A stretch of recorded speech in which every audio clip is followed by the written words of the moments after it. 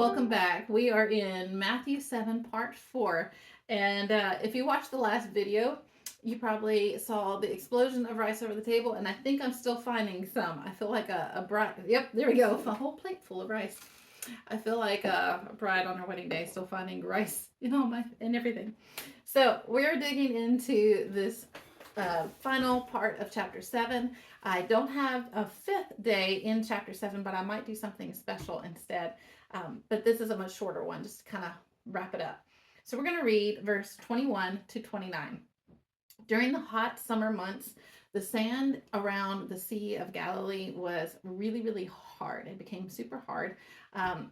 And a wise builder would not be deceived to look at the hard surface and think that they can build on it because they know what was to come.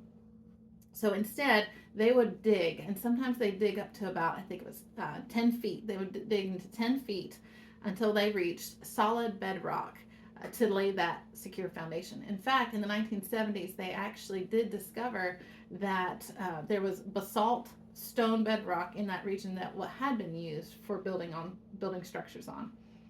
Well, what would happen later is that in the winter, the rains came, it would overflow the Jordan River and it would flood into the sea, and it would then, of course, flood the area.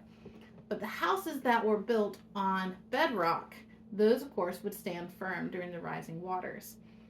This process required careful planning.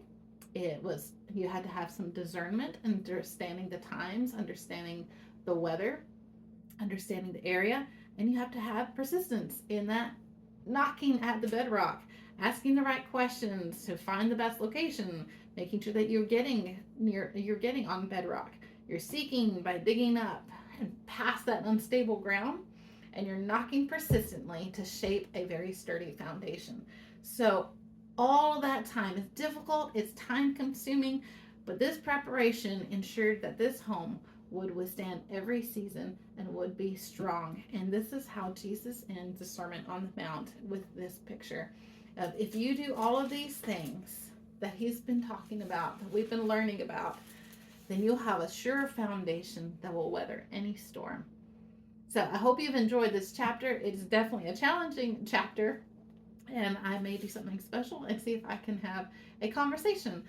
But hold on, and I will post that if we do it.